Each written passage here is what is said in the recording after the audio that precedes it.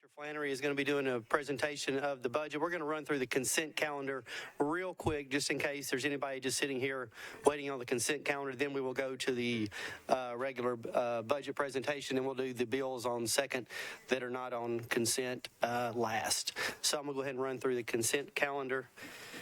Is there anybody need anything pulled off consent? Seeing no hands. Start running through this.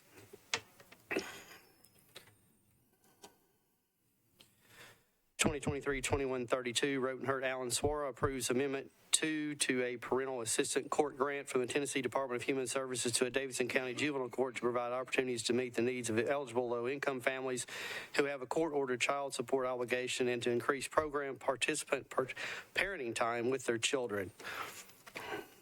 2023-2134, Roten Withers Hurt and Others approves an Economic Development Initiative community project funding grant from the U.S. Department of Housing and Urban Development to the Metro Nashville Historical Commission to provide funding for American Baptist College historic building improvements and a civil rights walking tour.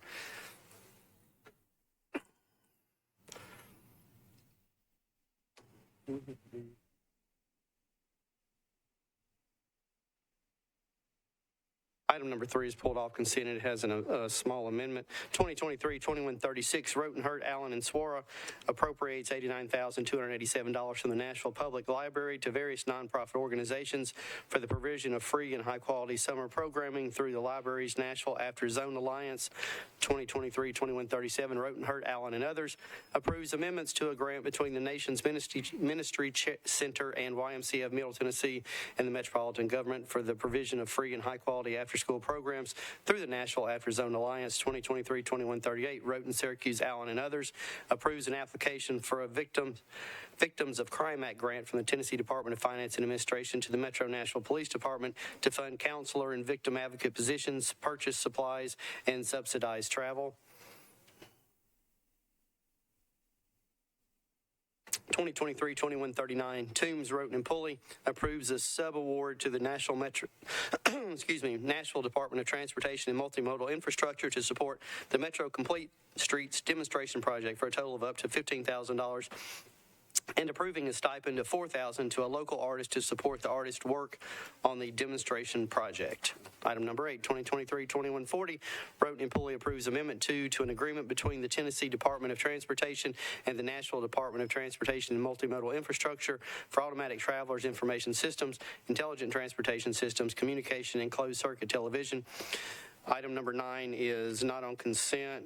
That's 2141. Item number 10, 2023-2142, Rotenhurt, Allen, and Swara approves a Where It Starts Breaking Barriers to Business grant from Living Cities in partnership with Main Street America and the Truist Foundation to the Metropolitan Nashville Finance Department to strengthen the relationship between local government and commercial corridor business support organizations with the goal of fostering an equitable entrepreneurial ecosystem for business owners of color in Nashville and to address systemic barriers for business owners of color during each stage of business development and growth. 2023-2143 is not on consent.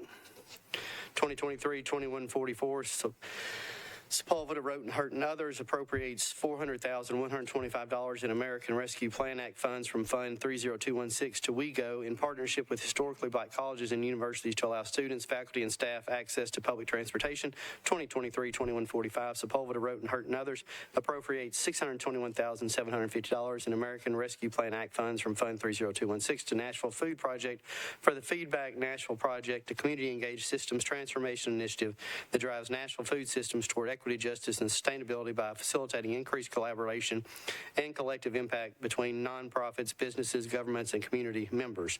2023-2146, Toombs, Rotenhurt, and Others appropriates $2.5 million in American Rescue Plan Act funds from Fund 30216 to 50 Ford to build the Bordeaux Connection Center in shared community space in Bordeaux with primary tenants 50 Ford and Creative Girls Rock.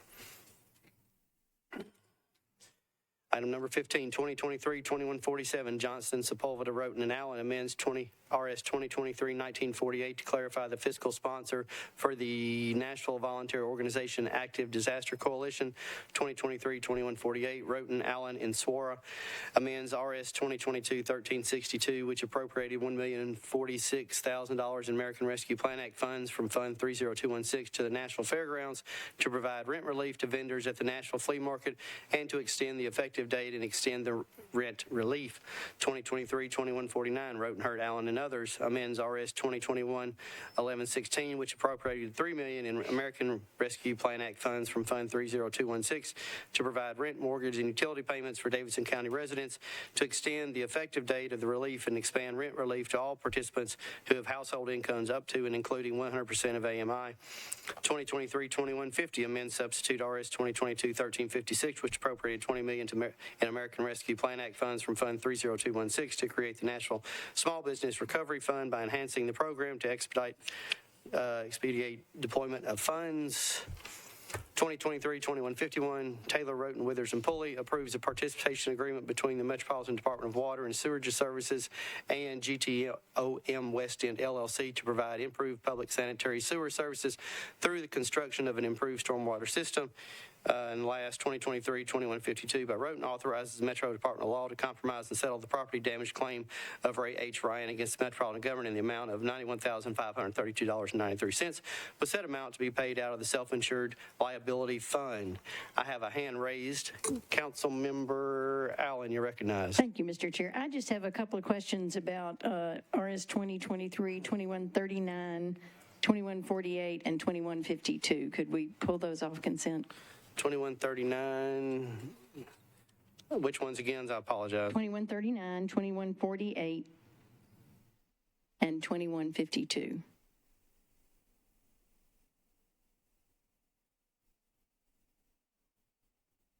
Seeing no other hands, can I get a motion for the consent calendar? Moved, properly seconded. All in favor? Any opposed? You approve the consent calendar. We are moving on to business. We have a financial update in fiscal year 2024, recommended a budget overview by Ms. Kelly Flannery, who is surprised that I just called on her. And if you would like to come down front here. Ms. Flannery, would you make sure that microphone's working on your left there? I think that's the one I clicked. If not, it's the one in the middle. Try that again. Hello? There you go. Frazzled.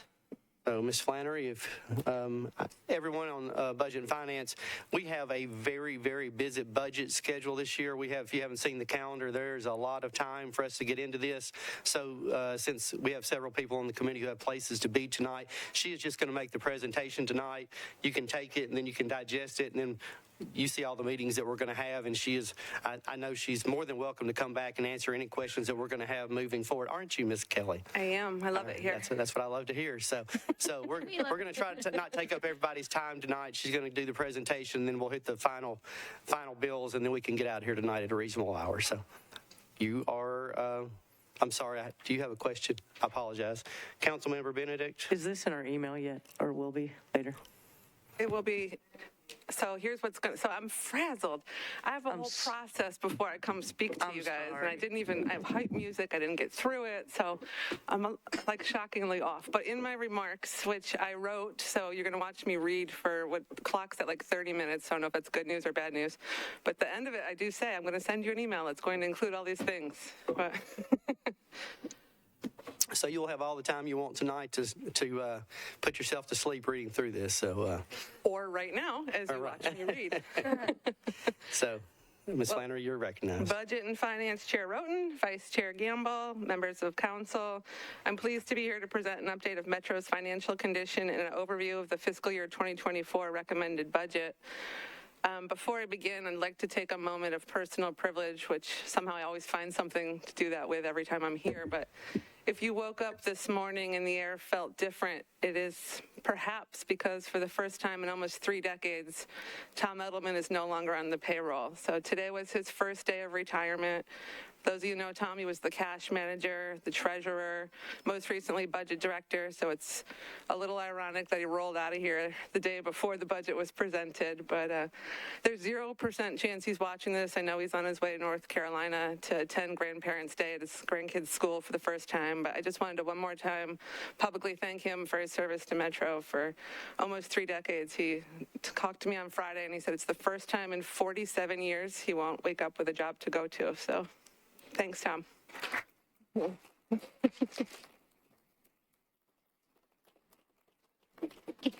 He's never going to see this. He's forgotten about all of us. Yeah, that's true.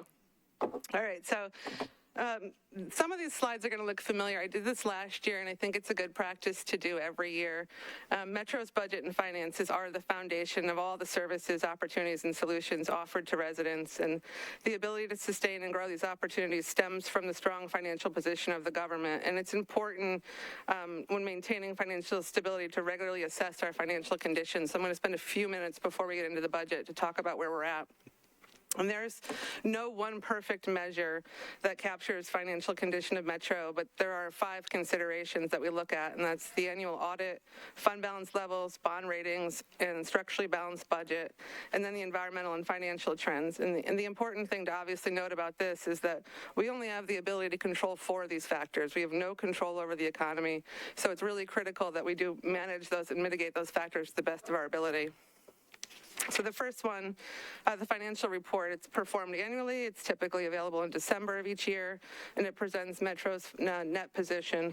Since its inception, Metro has received an unmodified clean opinion of its annual financial audit. The fiscal year 2022 resulted in a clean audit with an unmodified opinion and no material weaknesses. So we can give ourselves a check mark on that.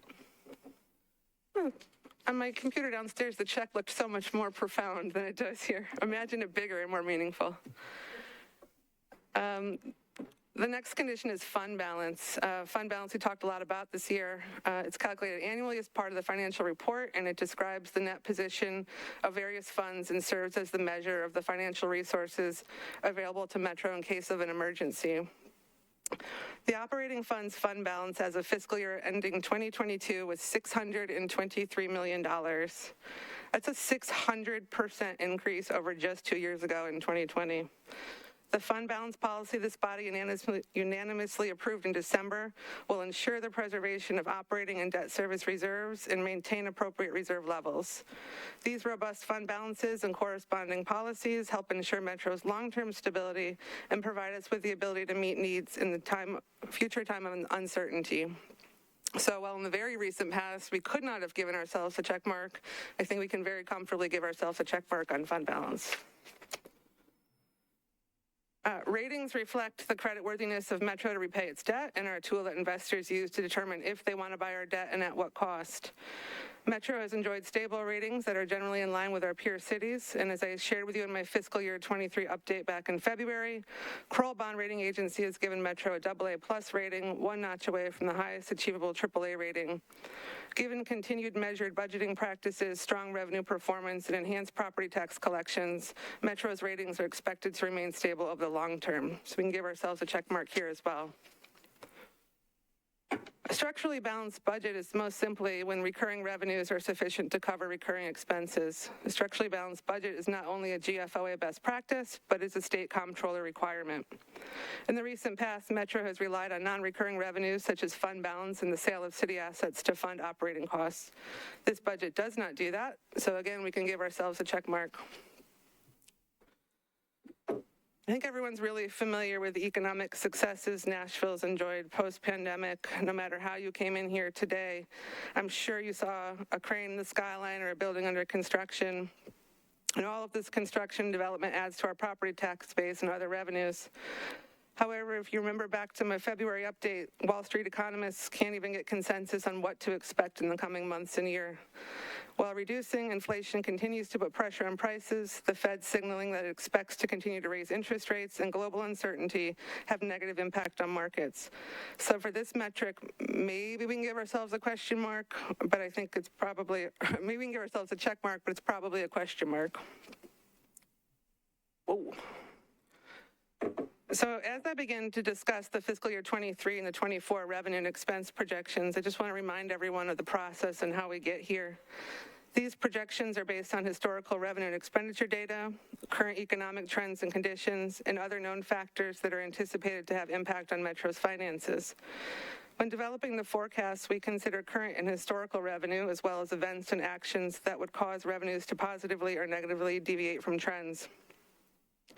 We also examine economic forecasts produced by industry experts, federal agencies, and other entities, and throughout the year work with a team of economists at the University of Tennessee Boyd Center for Business and Economic Research. We're really extremely fortunate to have the UT team with specific expertise in state and the region to help refine projections. For expenditures, we develop historic growth assumptions and make necessary adjustments based on inputs from departments and other known expense changes. All right. At the time of the FY23 budget formulation, the economic outlook was decidedly different. Remember where we were last June? Inflation was well over 9% outside of the Fed's 2% target. The CPI saw its largest gain since 1981, and supply chain issues were hindering our ability to get the materials we needed to operate. As a result, we produced a structurally balanced budget that, while it included $320 million in new revenue from the prior year, was still decidedly conservative in its revenue estimates. 8 months later in February, as economic output continued to exceed previous expectations and Metro enjoyed revenues that were in excess of the budget estimates, this council approved a supplemental budget to fund one-time capital projects, allowing Metro for the first time in recent history to cash fund over $85 million in projects that would have otherwise been debt funded over 20 years. Which brings us up to today. A year later, economic uncertainty remains. Generally, current conditions are strong. Inflation has come down to 5% from 9% a year ago, but leading conditions are weaker than a year ago, due primarily to global economic uncertainties. Many revenues have varied degrees of economic sensitivity, and short-term and long-term challenges are considerations when developing the budget. But this is the same slide I shared with you back in February, just updated to reflect our latest year-to-date numbers. We continue to exceed in most major revenue sources budget estimates for 2023. This is the most meaningful slide I will show you, and I think it's so impactful that you're going to see it twice in this deck. The strong revenue growth Metro has experienced in fiscal year 2023 has resulted in much better than expected revenue growth. A continuation of strong consumption spending year to date has resulted in a projected 9.3% increase in local option sales tax collections for fiscal year 23. Following 2 years of double-digit growth, the state sales tax levy collections have started to moderate, but growth still remains strong through fiscal year 2023. This is a statistic. Wait for this one. Alcohol beverage tax collections continue to surprise on the upside. In FY 2022, collections grew by 111.4% and have recovered and exceeded pre-pandemic levels. Collections remain strong in 2023, and we project growth of almost 20%. Hotel tax collections on a year-to-date basis remain robust as tourism and hotel stays in Nashville continue to show strength. As a result, we project hotel tax revenues to grow by almost 20% in 2023. It should be noted that this estimate is on top of revenues that grew by almost 200% the year prior. However, and this is the part that's really important and why you're going to see this slide twice, while the financial outlook has improved over a year ago, there are indications the recovery has been uneven. Metro's growing revenue budget growth that persisted even during the recent pandemic-impacted years is a testament to the resilience of Nashville's economy and tax base. But as you see in the FY24 growth assumptions, while year-to-date revenue collections are above forecasts, the level of growth is beginning to decline and return to pre-pandemic average growth rates. All right, we made it to 2024. Fiscal year 2024 will be another year of operating in an uncertain economic environment, but with solid fundamentals. Economic uncertainty and global challenges have not prevented Metro from proposing a budget that produces lasting results, is measured in fiscal responsibility, and continues to fund critical services and support the needs of the communities. The 2024 budget is a plan that adapts to challenges posed by the operating environment and allocates resources to produce outcomes within Metro's mission. Being a well-run government requires the organization reflect its values in all aspects of its work. The 2024 fiscal year budget marks the second year Metro has incorporated an equity lens into its operating budget process through its budget equity tool, or the BET. The BET is designed to determine whether budget allocations advance equitable outcomes for residents and Metro employees, to measure the impact of budget decisions in terms of burdens or benefits for specific communities, and overall to improve performance and service delivery for each department. This year marked an increase in the number of departments completing the tool, with 96% of Metro departments submitting a completed tool. I have discussed the role and impact of newly muted revenue growth levels over the prior year, inflation levels, geopolitical and economic uncertainty, and interest rate volatility on the budget. Operating environment trends can also impact revenues and expenditures. In addition to economic uncertainty, ongoing challenges such as increasing labor and commodity costs continue to compete with the priorities and needs of the community. The 2024 budget realizes cost increases for fuel and other commodities. Costs that impact Metro operations also impact residents and can result in increases or decreases in revenues. Increased inflation could continue to give rise to increases in expenditures. This is particularly relevant for wages and benefits. The 2024 recommended budget for all funds is $5.078 billion. While we will spend the next several weeks focused primarily on the $3.2 billion comprised of the general operating, MNPS operating, and tax-supported debt service funds, it is important to acknowledge all of the components of the budget. The special revenue funds reflect primarily those grants Metro receives annually. Internal service funds account for the operations of self-sustaining agencies that provide services to other agencies on a cost reimbursement basis. This includes costs related to self-insurance or medical benefits. Enterprise funds are those self-sustaining operations. That's things like the farmers market or municipal auditorium. And of course, water and sewer. Thank you to Director Potter and his team for all they do. So now why we're here. The 6 funds that comprise Metro's tax-supported funds are the GSD, General and Debt Service Funds, USG, General and Debt Service Funds, and Schools, General and Debt Service Funds. These 6 funds provide the basic operations and services, such as public safety, health, and education to Metro residents. The recommended fiscal year 2024 budget is $3.218 billion, a 6.2% increase over fiscal year 2023, or $188 million of new revenue. Of the $188 million in new revenue, more than half is expected to be realized through local option sales taxes. Just over 20% is attributable to property tax, with the remaining approximately 30% being realized across all other revenue sources. This recommended budget is structurally balanced, does not include a property tax increase, and does not utilize stimulus funds or non-recurring revenues. For 2024, Metro forecasts $3.22 billion in tax-supported funds from a variety of sources. Just over half derives from property taxes, our most stable and reliable revenue source. The local option sales tax at $730 million is expected to provide 23% of total revenues. Other governmental agencies, which are those taxes collected primarily by the state, are expected to bring in $470 million, or 15%, with all other revenues, including fees and fines, expected to generate $363 million, or just over 11%. As previously discussed, revenues are expected to exceed budget projections in fiscal year 2023.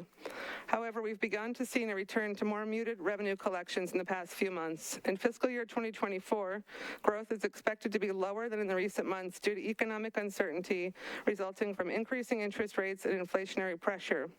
While the strong performance of revenue represents an achievement in recovery efforts, caution is still necessary. The projected revenue growth is an estimated $188 million, or 6.2% over 2023. And while this sounds healthy, please note the growth from 22 to 23 was closer to 15%. As Metro's revenue is beginning to normalize, the government, much like each of our individual finances, are not seeing costs come down. The largest single source of revenue is property tax. The property tax is levied based on the assessed value of the various types of property within the county. The FY 2021 reappraisal, along with increased economic activity, have contributed to strong growth in real property tax collections in recent years. Property tax growth is expected to be in line with recent performance. We continue to see growth in new construction, coupled with ongoing value appreciation and the influence of higher materials prices. The recommended fiscal year 2024 budget maintains the tax rate at 3.254. Nashville's property tax rates are currently the lowest of the 4 major Tennessee cities and competitive with those of the surrounding communities. So here it is again, because I really like this slide. Let's go through what we're looking for 2024. The local option sales tax collections, as I mentioned, provide the second largest source of revenue to the tax-supported funds in the proposed fiscal year 24 budget. While the revised fiscal year 23 estimated growth is robust, in recent months we've seen more muted growth and are projecting a slower but still strong 5.7 rate of growth for fiscal year 24. Economists expect sales tax growth to slow due to the previously discussed uncertainty in the economic landscape, and with inflation tapering, lowering price levels that are driving some of the growth we are seeing. In state sales tax levy collections for the 2023 fiscal year, we're projecting growth at 7.3%, and then at a slower rate of 4.9% growth in fiscal year 2024. As economic growth softens and consumers continue to shift their spending back to services, projections for this revenue source are slightly slower than the local option sales tax due to more robust economic activity in Nashville as compared to the state as a whole. We expect growth to moderate for the alcohol beverage tax collections to 7.3% in fiscal 2024, but in dollar terms, FY24 collections would be nearly twice as large as pre-pandemic levels. As with prior years, we work with our partners in the convention and hospitality industry to gain insights into industry trends, including conventions, hotel occupancy rates, and new rooms expected to come online, to craft a conservative revenue assumption. Hotel tax revenues are projected to expand by another 6.6% in fiscal year 24. As a result, 2024 collections will be roughly 50% higher than their pre-pandemic levels. In summary, the fiscal year 24 revenue forecast reflects a cautious economic outlook with growth expected to be much more moderate. Tax-supported expenditures are directed to 3 places. The GSD and USD operating funds account for almost half, or $1.6 billion. Schools receives 37%, or $1.2 billion, with the remaining 13%, just over $400 million, allocated to satisfying our annual debt service requirement for GSD, USD, and schools-related debt. At the conclusion of my remarks today, I will circulate an email. There you go. That will include several attachments. Including the fiscal year 2024 debt report constructed by the Treasurer and her team as required per the Metro Code. That report includes a thorough reporting of Metro's current outstanding debt portfolio, but I do want to take a moment to remind Council that because we accelerated the general obligation bond transaction in the fiscal year 2023 budget, saving taxpayers an estimated of almost $70 million in interest costs, there is not a material increase in debt service requirement for the fiscal year 2024 budget.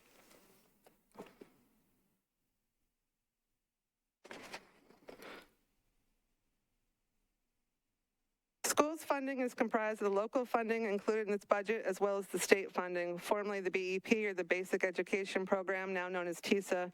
You can see in the chart over the course of 10 years, the local funding contribution percentage has continued to grow, while the state contribution percentage has declined. The recommended fiscal year 2024 combined operating and debt service budget for education is $1.342 billion. That's an almost 10% increase over the prior year and an almost 55% increase of $475 million more than 10 years ago. The recommended fiscal year 2024 operating education budget includes almost $100 million in new revenue that fully funds continuity of service and 4% COLA and steps for MNPS employees, a pay plan increase for principals and associate principals to complete the 3-phase salary study, and funding for no-cost meals to ensure that every student receives a free school lunch. Moving on to the general operating fund expenses, personnel expenditures are comprised of employee pay, benefits, and pension allocation. Across all departments and city services, personnel-related expenditures make up the largest portion of the general operating fund, averaging about 58% of expenditures over the last 10 years, making workforce costs a key factor in Metro's fiscal health. The fiscal year 2024 recommended budget continues to invest in our employees. I'd like to commend the team at Human Resources for the work and effort that goes into the annual pay plan recommendations. HR works to ensure fair and equitable wages, recruitment and retention, and fiscal responsibility. This budget provides 4% cost of living adjustments and 3% step increases for a total compensation increase of 7%. At a cost of over $55 million, this is the largest pay plan increase in the history of Metro. In addition to the 7% increases, the recommended 2024 budget includes $15 million for increasing police pay. This includes a 19.9% increase for trainees to $54,000 a year and a 9.7% increase for officers through captains, with first-year officers making $65,000 a year.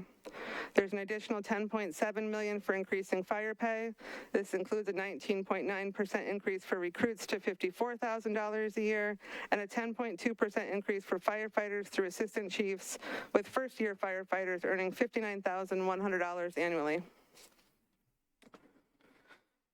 This is not meant to be an inclusive list of what's included in the budget. It's, quite frankly, the things you guys asked me about most that I put in a presentation. So the following slides will highlight some of the investments included in the recommended fiscal year 2024 budget.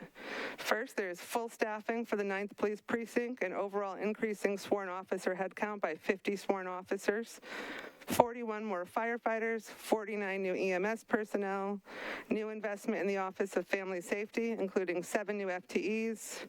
And if you get called for jury duty, you will be handsomely rewarded with $20 instead of $10, and you get free parking. The recommended budget includes new transportation program investments in litter and street sweeping, right-of-way, streetscape, right-of-way enforcement, and capacity building and transportation capital management. This budget meets all contractual increases and requirements, including additional waste hauling and vehicle rental cost. Additionally, there's an almost $10 million increase to MTA RTA to fund continuity of service, pay plan, and better bus enhancements. There is continued behavioral health emergency response investment that includes expansion of Partners in Care to 2 more police precincts and REACH non-law enforcement pilot. The new Office of Homelessness will officially begin on July 1 with 29 employee positions, as well as $750,000 community partnership funding and $500,000 housing and support services funding. There's also a recommended growth increase in operating funding for Nashville General Hospital and an increased lease payment to Meharry Medical College. In addition to the opening of Mill Ridge and Ravenwood Park, there is full funding for operations of all parks community centers on Saturdays, and further investments in park maintenance and seasonal part-time pay and community center staffing are included in the recommended budget.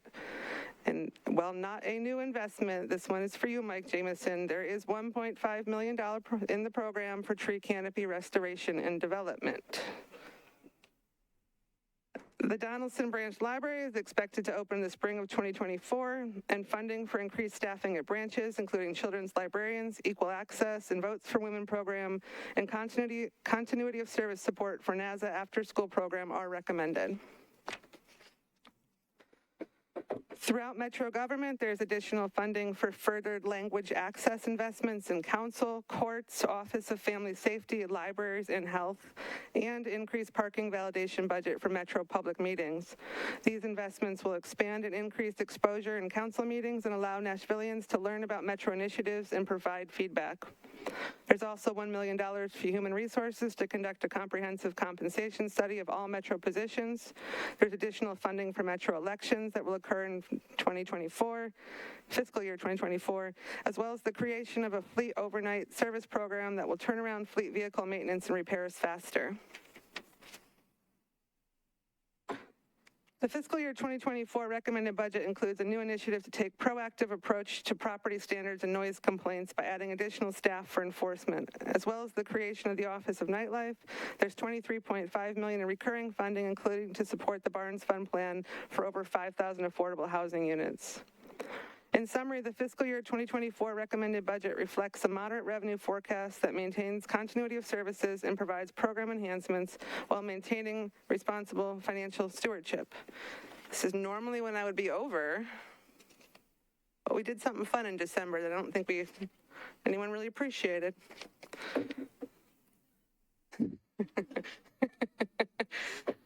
So in December, you unanimously approved modernized fund balance policies, and these policies define the allowable use of operating and debt service fund balance. And if fund balance is deemed allowable to be used, it established replenishment requirements. Additionally, reserve balance requirements were updated, which now require 2 months of operating expensive reserves, or 17%, be available in the USD, GSD, and MNPS operating funds, and 50% of annual debt service requirements be available in each of the USD, GSD, and MNPS debt service funds. So you will see in the charts the projected fund balances and policy requirements. First, across all 3 operating funds, we are projecting total funds balances of $602.5 million. Per the policy requirement, we need to maintain $476.8 million in reserves. That leaves a surplus of $125.7 million. In the debt service fund balances, we're projecting total fund balances of $219 million. Per the policy requirement, we need to maintain $206.6 million in reserves, leaving a surplus of $12.6 million. Now, you claim you knew this part, but I didn't know this part. But we also included in there, what do we do with surplus if we have any? And I didn't really think, maybe a couple bucks, but I didn't think it was going to be numbers like this. So while these numbers are not part of the operating budget and are not available until the completion of the fiscal 2023 audit, the policy indicates this review should be done as part of the annual budget process. In the Operating Funds Balances Council decided, and the policy reflects the allowable uses of these funds include either one-time capital expenditures, debt reduction, or the establishment of additional reserves. It should also be noted that monies need to stay within the funds, so GSD funds need to be used for GSD-eligible projects, debt retirement, or additional reserves, and MNPS funds need to be used for MNPS-eligible projects, debt retirement, or additional reserves. Or the surpluses could just stay and remain and continue to grow the reserves. On the debt service side of the house, the policy says that you can either leave it there or you can use it to advance, retire, refund debt. When the budget ordinance is made available, you will see a new Section F that reflects the recommended allocations for these surpluses. Again, these funds are not dollars in the operating budget. These are one-time revenues that will not be made available until the fiscal year 2023 financial report is complete and verification of availability is confirmed. I'd like to thank our friends at the state comptrollers for helping us navigate this new process and ensuring the process is compliant and appropriate. As it relates to the GSD-USD allocations, the recommended allocation is to utilize the surplus for one-time capital cost. Utilizing the surplus for capital will allow Metro to save taxpayers an estimated $35 million in interest costs. Recommended one-time capital projects include $6.75 to the Barnes Fund to support additional housing units, $2 million for capital grants for cultural support, almost $5 million to fund heavy fleet purchases, that's equipment like fire trucks, $7.3 million to Nashville General Hospital, that will be fully funding their annual capital request, $15 million to Murfreesboro Pike BRT planning, another $12 million to Vision Zero, $4 million for traffic calming, and $7.5 million for sidewalks. For the MNPS allocations, in consultation with Dr. Battle and her team, the recommended funding allocation includes a mix of capital and creating additional reserves. Capital allocations include pre-K space additions at 15 locations, Alex Green Elementary addition, funding for 5th grade transition in the Antioch, Cambridge, and Glencliff elementary schools, and district-wide capital projects including music room space improvements, district-wide, and athletic fields. A portion of the surplus, the MNPS surplus, will also be retained for additional reserves held for capital needs for upcoming transitions from federal funding programs. As it relates to the debt service side of the house, the recommendation is to just leave it there. There's expected to be another debt issuance next year, and this will help in building up the increased requirement that will come with that issuance. I look forward to your thoughts on these recommendations over the next 6 weeks. Just a reminder of calendar. Director Darby has distributed departmental hearing and committee meeting schedule. We are required to pass a budget by June 30th. And there is a lot of legislation that comes with the budget that I had conveniently forgot about all the pieces that go to this. So just to put it all out there, there will be budget ordinance, tax levy, urban council resolution. There will also be a new position ordinance and pay plan resolutions. I'm afraid to make eye contact with you, but there will be a TANS filing, and I hope it's the last one, but just because of the timing of the movement of fund balance, we will have to do the last one. It'll be solely internal. The smallest one ever, but we have one more in us, so you'll have to approve that. Planning will bring the capital improvements budget. I think that's by May 15th or 16th per charter. There will be another 4% that's related to the existing budget. That could be a pretty meaningful size one, as well as there's going to likely be a small supplemental for some cleanup things. That's all reflected in all the balances we've estimated. And then as soon as we conclude the actual business of tonight's Budget and Finance Committee meeting and I return to my office, I plan on sending council members an email that includes the following items: a copy of the presentation, the fiscal year 2024 debt report I mentioned, a copy or a link of the FY24 budget ordinance, and the budget book. They're going to kill me. Like, I made the ask because it was the thing you guys asked for more than anything, and I completely underestimated the work that goes into that. So you all have to read it tonight because they worked really hard. I will caveat the appendixes, which is the glossary, the info of Nashville neighborhoods and policies. That part hasn't been updated yet. That'll probably be a couple weeks. But the pages you care about are available. And so I will get those. They might not be by department link yet, but there's one document that will have them all when I walk out of here. I hope so. And while I'm the one sitting here, obviously, this is not party of one. I would like to thank all the department directors who, have to give up their normal jobs to kind of help and prioritize what their needs are, as well as their finance staff, all of the finance department. But indebted gratitude to the OMB team because I really did almost break them, and I'm not sure that they're coming back from this one. So that's all I had. Thank you, Director Flannery. Councilmember Mendez, is this about the budget? We were not going to take questions on the budget tonight. So if that's why you were sitting there reading through all of this, we are not taking questions on the budget tonight. We've got plenty of time ahead of us to take questions on the budget. So that's what we're not doing tonight because several folks have places to be tonight, and so we are not going to do that tonight. So, is it about the budget? Okay, there we go. So, Councilmember Mendez, you're recognized. All right, about the budget presentation, the Councilmember Mendez, you're out of order.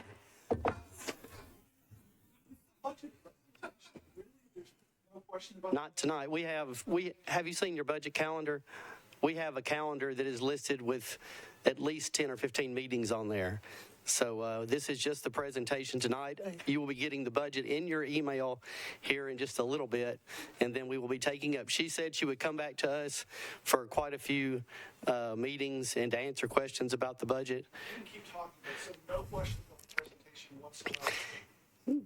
I'm fine. I would see the page you're asking. I was going to recommend, and I haven't had a chance to connect with Director Darby yet, because that whole process is brand new, and we have a lot of time scheduled that maybe we could identify one of those times to talk specifically about that and how we got there. And I'll take whatever questions you have now, but I think it's probably a robust conversation. If you got something, it won't. Yeah, I'll take whatever you got. I got one question. Go ahead. I understand the fund balance policy. And 37? and surplus allocations, and how it flows through section F in the budget, the 71 million of fund balance policy adjustment in the budget, is that 71 million that is taken out of anything shown on? Yeah, that's why I was like, maybe we should, I have cut this slide so many times. So that is, if you remember back in December when we talked about what it would look like when we got here, and that was before we knew we had surpluses, there's going to be a really big number that was going to be the transfer because we had too much money in the operating and not enough in the debt. So that is that. But the only way to get it from one pot to the other is to put it in the pot, let it go flow through and move over. And so that was the piece that I really relied on the comptroller, the state comptroller's office. Like, I didn't want to hyperinflate revenue and make it look like our budget was 71 million. And that was kind of the solution we all got to. So I appreciate the question, but if there's more questions about that, I think there's probably value in having a special session around like how we got there. That's what I thought. Thanks for confirming. Thanks, Councilman Mendez. Councilmember Bradford, did you have a question about something? Yes, thank you, Chair, for recognizing me. Just a quick question. You already said, I apologize. When will this particular presentation be made available to the general public to review? I believe, I'm not going to make eye contact with my team. I'm pretty sure it's on the Citizens Guide to the budget website right now, if not by the end of the night, early morning. All right, and thank you for not gaveling me out. You're welcome, Councilmember Bradford. I've always wanted to do that to Bob just one time. Councilmember Evans, you're recognized. Thank you. I just wanted to ask if the GSD USD study that we funded a couple of years ago, if that would be part of this budget conversation or not, or will that final report just be available before the end of our term? It will be available before the end of your term. I don't think it'll be available in this budget process. I'll be honest with you. That's just what I needed to know. Thank you. I know it's comprehensive. Thank you. It's a model. I underestimated that one. Yeah. Councilmember Benedict, you're recognized. Thank you, Chair. I don't think this is specific, but on slide 34, you mentioned elections cost. Yeah. Is that something, how will we see that? Is that in the budget book? Yeah, and then I was going to try and read your mind, but I read it wrong. I thought you were going to ask if there was funding for the special election in there, and they have not come up with a final estimate on that, but we have given a plug to accommodate that special election as well. Is the state is the state funding any of the special elections that we've had to have as the result of their legislation? Anyway, we'll pick that up later. Anybody else have any general questions before we let Director Flannery go on her way? I see no hands. So, Director Flannery, thank you so much for coming and just kind of giving an overview of what's going on. We will see you a lot in the coming weeks. I know you're already looking forward to it, I know. And it looks like from my early presentation, I need to thank the previous three directors of finance and because y'all look like y'all have done a good job, because it looks like we're in a really good shape. And so I want to thank you, Director Flannery, also, and your team for all the work you've done. So I look forward to getting into this and everyone telling me where we need to switch money to and where it's going to go and all that kind of stuff. So, and watching people push back. So we'll have some fun. So thanks, everybody.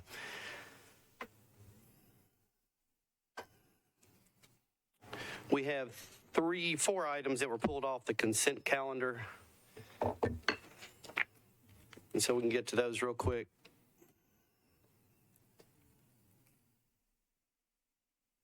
Item number 3 on the consent calendar. Thank you, everyone from the departments, for coming out. I know we're expecting a lot, but you know what you got. 2023-2135, Roten, Allen, and Hancock appropriates $100,000 from certain account of the general fund of the General Services District for a grant to the Pencil Foundation. There is an amendment on this, so we can get a motion. Moved, properly seconded. Councilmember Allen, you are recognized, and I guess you can come back to me for the amendment if you want to. Okay, Councilmember Allen, I apologize. You're going to move the amendment? Correct. All right, the amendment is moved, and I'll let Council explain the amendment real quick. Council, you're recognized. The amendment changes the term of the agreement. It makes it retroactive back to July 1 of 2022. The termination date remains the same, which is June 30, 2023. If I see no questions, all in favor? Aye. Any opposed? You approve the amendment. We're back on the main bill. Seeing no hands, all in favor? Aye. Any opposed? You approve.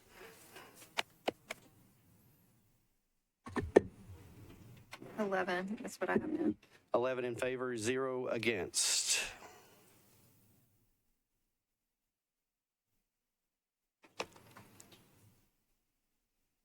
Moving on to item number, make sure I'm not skipping anything. Item number 7, 2023-2139, Toombs, Roten, and Pulley approves a subaward to the Nashville Department of Transportation and Multimodal Infrastructure to support the Metro Complete Streets Demonstration Project for a total of up to $15,000 and approving a stipend of $4,000 to a local artist to support the artist's work on the demonstration project. Can I get a motion? Moved, properly seconded. Councilmember Toombs, you are recognized. And I think Councilmember Allen, the reason he got pulled is Councilmember Allen, so if you don't have anything, I will go to Councilmember Allen. You are recognized. Thank you, Mr. Chair. I think this is great, and I'm excited that we're involving art in Complete Streets because I think that brings great recognition to it. I just wondered what the criteria NDOT was going to use to choose an artist and if Metro Arts would be involved in that process or at least coming up with criteria. Is anyone here from NDOT that can answer that? I can ask this question tomorrow in transportation infrastructure, but if somebody could be there to answer that question tomorrow, I'd appreciate it. Mr. Jameson, can I get a head nod? Someone will be there. We've got a head nod, so tomorrow night. Okay, that's cool. Sounds great. Move Thanks, approval. everybody. All in favor? Aye. Any opposed? You approve. 11 in favor, 0 against. It's 12 now. 12 now. Apologize. 12 in favor, 0 against. Aye.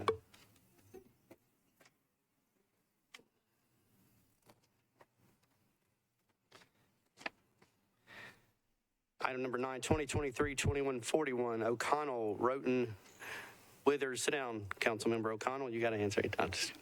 Approves the 7th Amendment to lease agreement between the Metropolitan Government and Square Investment Holdings, LLC, for office space in the Washington Square building located at 222 2nd Avenue North. Got a motion, properly seconded.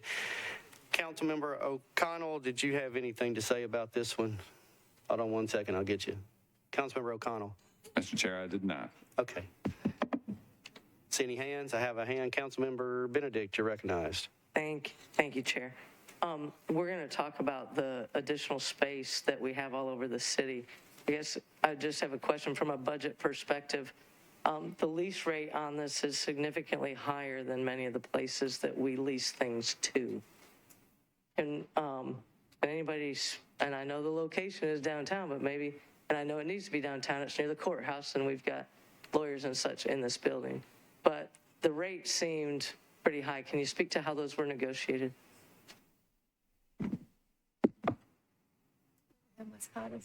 Mr. Westcott's walking up to the back table. Mr. Westcott, you are recognized. Thank you, Mr. Chairman. The lease rate is at $24.77. That is lower than most rentals for the 7th Amendment. In this case, our rental rates downtown are about average about $34, $35 per square foot per Cushman and Wakefield's fourth quarter report. Councilmember Benedict. That's all. We'll cover the rest and go up. Thank you, Mr. All right, thank you. Seeing no other hands, all in favor? Any opposed? You approve. 11 in favor, 0 against. Thank you, Councilmember O'Connell. Item number 11 on the consent calendar, 2023-2143, Roten, Hurt, Allen, and Swara appropriates $471,694 in American Rescue Plan Act funds from Fund 30216 to the Big Brothers Big Sisters of Middle Tennessee in partnership with Tennessee State University to provide mentoring services for first-year college students through an initiative called Big Features. Could I get a motion? Moved and properly seconded. We have proposed substitute from Vice Chair Gamble. Councilmember Gamble, you are recognized. If you could explain your substitute, please. Thank you, Chair. I'd like to move the substitute. Properly moved and seconded. Councilmember Gamble, you're recognized. The substitute fixes a typo that was in the header of the proposal of the legislation. It refers to the group as futures instead of features. Or maybe that's the other way around. But it fixes the typographical error that was in the caption. Thank you. So it's typographical error. All in favor? Any opposed? On the substitute, I apologize, Councilmember Allen, you're recognized. Not on the substitute, on the bill. Not on the substitute, okay. All in favor? Aye. Any opposed? Substitutes approved. Now we're back on the main bill. Councilmember Allen, you're recognized. Thank you, Mr. Chair. Just had, again, a question. I'm a big fan of Big Brothers Big Sisters, and I think that this mentoring is a great idea. As I read it, it sounded like it dealt with one cohort of 10 students, and then they would learn from that and deal with another cohort of 10 students, which is a total of 20, and it's a $471,000 grant, which comes out to about $23,000 per student for mentoring, which sounds expensive. So I'm just wondering if I'm missing something, if more students are being served with that amount of money.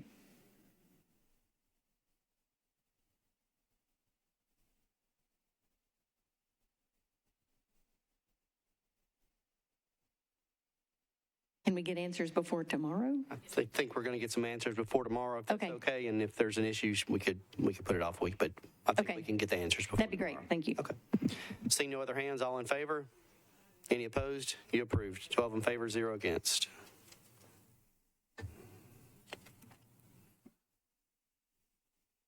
On to item number 16, 2023-2148, Roten, Allen, and Swara amends RS 2022-1362, which appropriated $1,046,000 in American Rescue Plan Act funds from Fund 30216 to the Nashville Fairgrounds to provide rent relief to vendors at the Nashville Flea Market and to extend the effective date and to extend rent relief.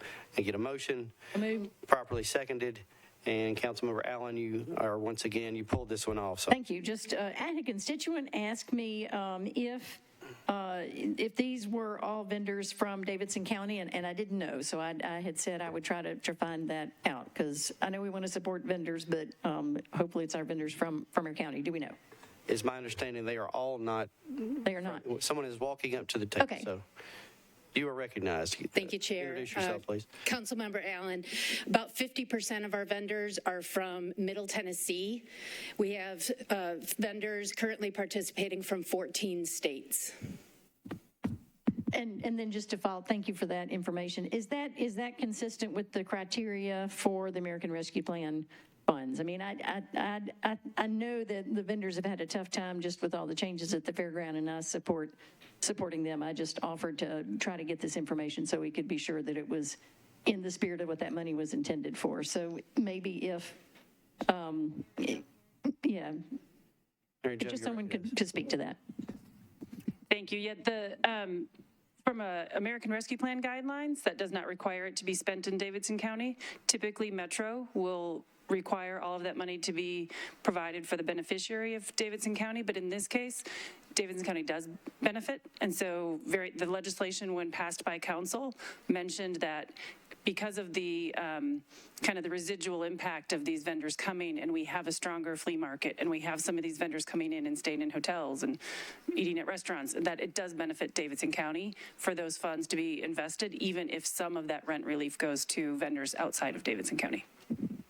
Thank you. Appreciate the Thank you explanation. very much. Any other questions? Seeing none, all in favor? Any opposed? You approve. 12 in favor, 0 against. Last item on consent, not on consent, on the resolution calendar, 2023-2152 by Roten, authorizes the Metropolitan Department of Law to compromise and settle the property damage claim of Ray H. Ryan against the Metropolitan government in the amount of $91,532.93, with said amount to be paid out of the self-insured liability fund. Get a motion.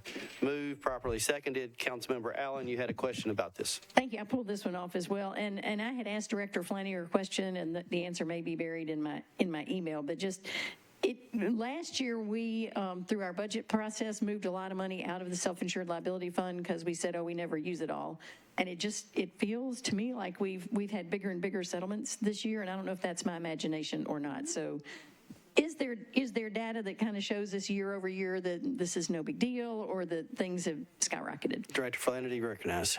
It needs to remain in your imagination for a little while longer. I kicked that over to law, and they're running the report, but I don't have it back yet. I'm sorry. Okay, maybe tomorrow. What do you think? I hope so. Okay. Yeah. Okay, that'll work. Thank you. Thank you. Any other questions? Any hands? Seeing none. All in favor? Aye. Any opposed? You approve. 12 in favor, 0 against. Moving on to items on second reading. Item number 21 on the calendar, BL 2023-1688, Bradford, Hancock, and Stiles, amends Chapter 8.04 and 8.08 relative to the regulation of animals. We have a proposed substitute and a proposed amendment. Could I get a motion on the bill? Moved and properly seconded. The proposed substitute is by Councilmember Bradford. Councilmember Bradford, you are recognized. Thank you, Chair. I would like to go ahead and move the substitute with a brief comment.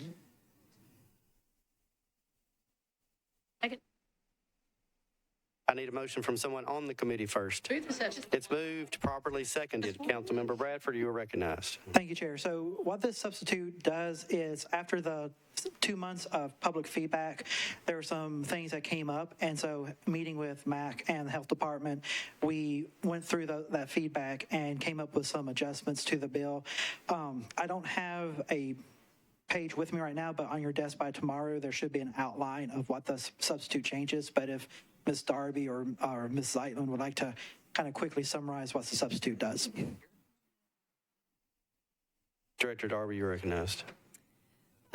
So the substitute makes some general clarifications, things like takes out references to his and him and puts in other more specific language. It adds Celsius and as well as Fahrenheit for degrees under extreme weather conditions, changes some of the leftover instances of dog to animal. It also makes a reference that when animals are taken by and impounded, that they are done, that is done lawfully. It adds the word lawfully in there. It's kind of some cleanup language, as the council members suggest, and some other items about leash length requirements. But I think that we're going to get a list out to everyone. I think notably it adds some of the violations. It caps the figure at 50, but some of the violations for dogs running at large, and adds a new section about violations and civil penalties to make sure that we're clear that they're civil penalties. And with that, I ask this committee to pass the substitute. Jesse, any other questions? Seeing none, all in favor? Any opposed? You approve the substitute. 12 in favor, 0 against. Vice Chair Gamble, you have a proposed amendment. It's moved and properly seconded. You're recognized. Thank you, Chair. This amendment just adds to the section regarding dogs running at large, that if while running at large a dog destroys or desecrates public or private property, that would be included as a violation under this section. Thank you, Councilmember Gamble. Anybody have any questions? Councilmember Allen, you're recognized. Thank you, Mr. Chair. I apologize because I have a late filed, well, a suggestion that I would like to become a late filed amendment to the amendment, which would simply add killing birds, songbirds, and domesticated fowl to that list of things on the at large that are violations, like damaging property. And I, in consultation with Councilmember, both the council members will check with MAC and make sure they're comfortable with that language, but I have checked with some bird advocates, and they're really excited that we're going to do that. And is it your hope to try to get it on for tomorrow night? And so it would be my hope to try to get it on tomorrow if there are no objections. Okay. Oh, thank you for explaining it. No, I'm still kind of running it past a few people. I got you. Thank you.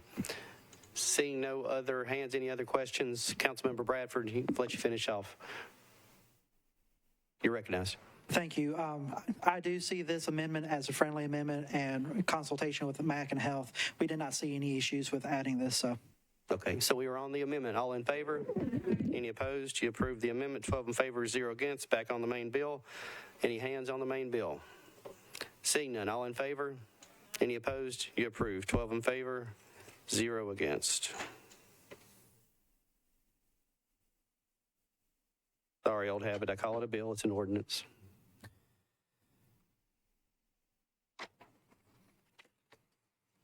Item number 22, 2023-1839, Roten, Welsh, Stiles, and Benedict codifies a residential landlord's duty to register with the Metropolitan Department of Codes Administration pursuant to Tennessee Code annotated section 6628107, and authorizes the Department of Codes Administration to process and collect registration fees, impose and collect fines for noncompliance, and establish an administrative process for appeals of any such fine. Get a motion? Moved and properly seconded. It's my understanding this is part of the Residential Landlord Tenant Act. I'm the main sponsor on this. That I was reading through it and I said, don't we already do this? Yes, we do. We do it because of the state law. It's my understanding, though, that we've never had it codified actually in our books. So what we're doing is actually taking what we actually do and just codifying it. So that's what we're doing. So I talked to council to make sure nothing was different. Nothing is different than what we actually do. So having had motion properly seconded, all in favor? Any opposed? You approve. 12 in favor, 0 against. Last item, 2023-1840, O'Connell, Roten, and Withers approves a lease agreement between the Metropolitan Government and Little Big Properties, LLC for use of office space located at 150 2nd Avenue North. Can I get a motion? It's moved and properly seconded. Any questions on this bill? Seeing none, all in favor? Aye. Any opposed? You approve. 12 in favor, 0 against. Thank you all for coming out. I hope no one expected me to go through the whole budget tonight. I apologize if you wanted to. So we are adjourned.